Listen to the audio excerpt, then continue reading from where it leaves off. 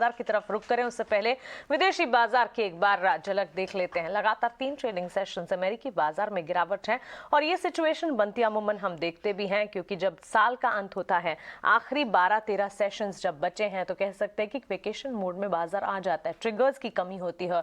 यही नजर आ रहा है लगातार, जिसकी वजह से हम देख रहे हैं कि अमेरिकी बाजार टूटते हुए। मिली-जुली शुरुआत इस वक्त एशियाई बाजार से होती हुई दिखी है, लेकिन इस शुरुआत को कितना पॉजिटिव समझना चाहिए ये देखना होगा, क्योंकि एसजीएक्स निफ्टी में 50 अंकों की बढ़त आप जरूर देखेंगे, लेकिन जापान, कोरिया और ताइवान के बाजार में दबाव है, हांगकांग में वॉलेटाइल सिचुएशन। तो इन तमाम सिचुएशंस के बीच भारतीय बाजार के लिए आज का हफ्ता या हफ्ते की शुरुआत कैसी होती दिखेगी, इसे समझने की कोशिश करते हैं। विदेशी बाजार में शुक्रवार के ट्रेडिंग सेशन में बिकवाली का दबाव, उसके पीछे की वजह क्या रही, कौन से इंपॉर्टेंट ट्रिगर्स, फैक्टर्स हैं जिस पर आपको इस हफ्ते नजर रखनी है, आइए विस्तार से समझते हैं। पूजा हमारे साथ जुड़ गई है ग्लोबल सेटअप लेकर। गुड मॉर्निंग पूजा, आप बताएं।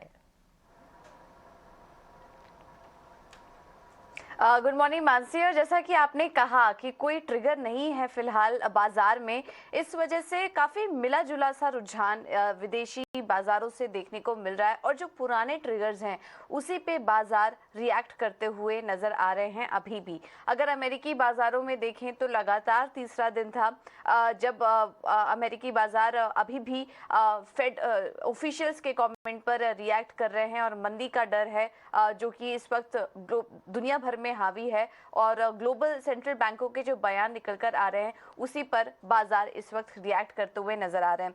अगर डाउ जोन्स में देखेंगे तो यहाँ पर करीब 1% का दबाव था, S&P 500 में भी 1% से ज्यादा की गिरावट थी और नैस्डैक में भी गिरावट के साथ ही कारोबार देखने को मिला।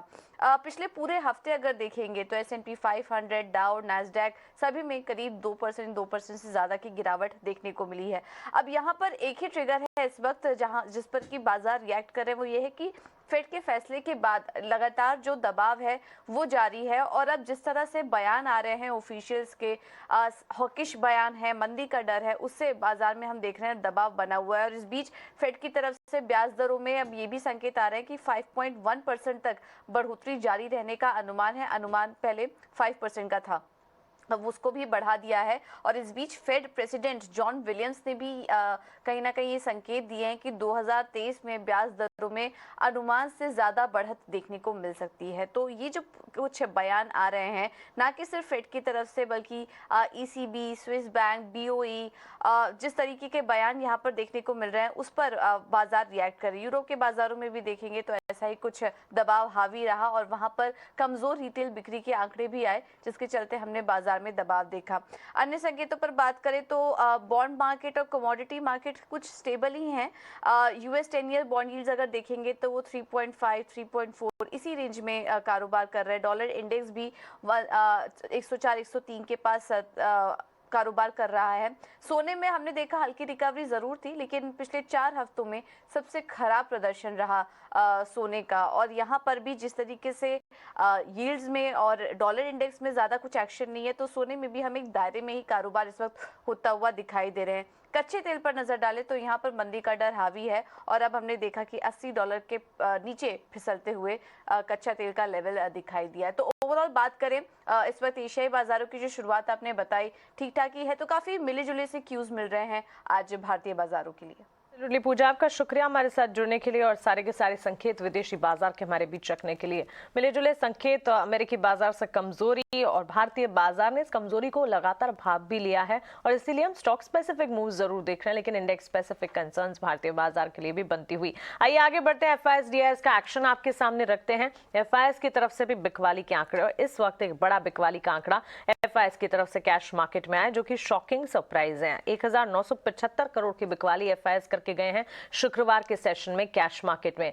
इसके सामने 1542 करोड़ की खरीदारी डीआईएस की तरफ से कैश मार्केट में होती हुई नजर आई है। अच्छी बात यह है कि एफआईएस ने वायदा बाजार यानी कि इंडेक्स फ्यूचर्स और इंडेक्स ऑप्शंस में खरीदारी दिखाई है। 514 करोड़ की खरीदारी इंडेक्स फ्यूचर्स में, वहीं इंडेक्स ऑप्शंस में 1835 करोड़ की खरीदारी एफआईएस की तरफ से। लेकिन इस बड़े 1975 करोड़ के बिकवाली के आंकड़े को जो कि एफआईएस ने कैश मार्केट में किए हैं, इस पर हमें नजर रखनी होगी। अगर आगे सेंटिमेंट इसी तरह या सेलिंग इंटेंसिटी बढ़ती है तो फिर एक पेचीदा मामला हो सकता है, क्योंकि बिकवाली वापस लौटेगी।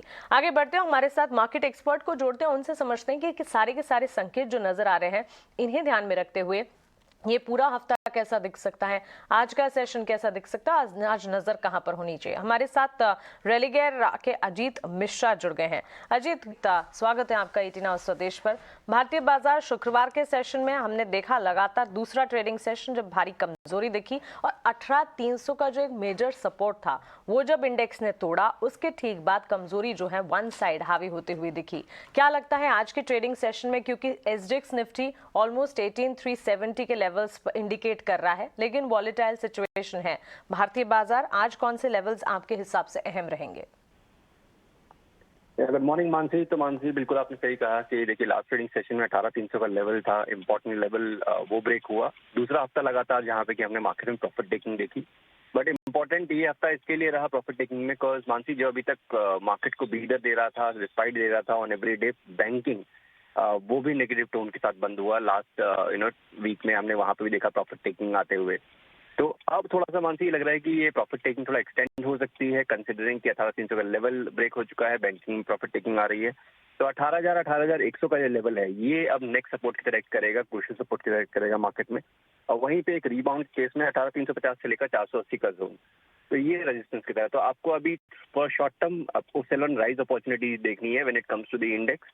बैंकिंग में देखिए अभी भी स्ट्रेंथ है, मेरे हिसाब से 42,900 ये लेवल आपको ध्यान रखना है। जब तक आप उसके ऊपर हैं तब तक आपको पॉजिटिविटी बनी रहेगी मार्केट में, और करीब करीब दोबारा से एक अटेम्प्ट हो सकता है मार्केट में एक रिकवरी का, बैंकिंग इंडेक्स में एक रिकवरी का। वो अगर ब्रेक करता है तो फिर 42,600 तक के लेवल भी आपको देखने को मिल सकते हैं। रेजिस्टेंस के केस में 43,450 से लेकर 43,750 ये एरिया है जहाँ पे आपको बैंकिंग इंडेक्स रजिस्ट करते हुए नजर आएगा।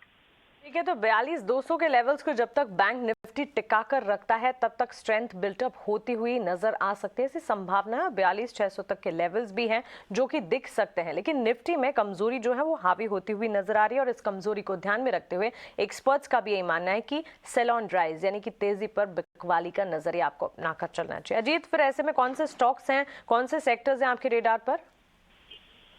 बिल्कुल, तो देखिए यहाँ पे स्टॉक स्पेसिफिक रहने की जरूरत होगी, बिकॉज अभी सेक्टर में तो आप मिक्स ट्रेंड ही देख रहे हैं। और लास्ट ट्रेडिंग सेशन में जिस तरीके से हमने देखा है कि कुछ एक स्टॉक्स में तेजी बनी रही बावजूद इसके कि मार्केट में प्रेशर था। पहला नाम होगा मेरी लिस्ट में बलरामपुर चीनी का। काफी अच्छे कंसोलिडेशन के बाद एक ब्रेकआउट देखने को मिला है, एक रिवर्सल पैटर्न से ब्रेकआउट विद वॉल्यूम्स। तो मुझे लगता है कि ये मूव इतनी जल्दी फेड आउट नहीं होगा, करीब 425 तक के लेवल्स आपको देखने को इसमें मिल सकते हैं। 380 का एक स्टॉप लॉस मेंटेन करिए और लॉन्ग कर सकते हैं आप इसको।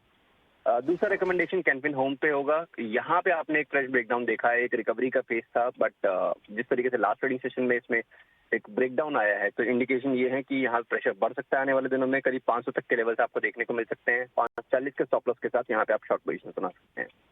अजीत, आपका शुक्रिया हमारे साथ जुड़ने के लिए और सवालों के जवाब देने के लिए, साथ ही अपने ट्रेडिंग पिक्स शेयर करने के लिए। 2 कॉल्स यहाँ पर आते हुई कैनफिन होम्स पर, यहाँ पर एक बार राय अजीत की तरफ से खरीदारी की, और निफ्टी और इंडेक्सेस की अगर बात करें कॉशियस नजरिया जरूर आप अपना कर चले। वहीं शुगर स्टॉक्स बलरामपुर चीनी पर एक बाय कॉल, 425 के टारगेट्स को ध्यान में रखें।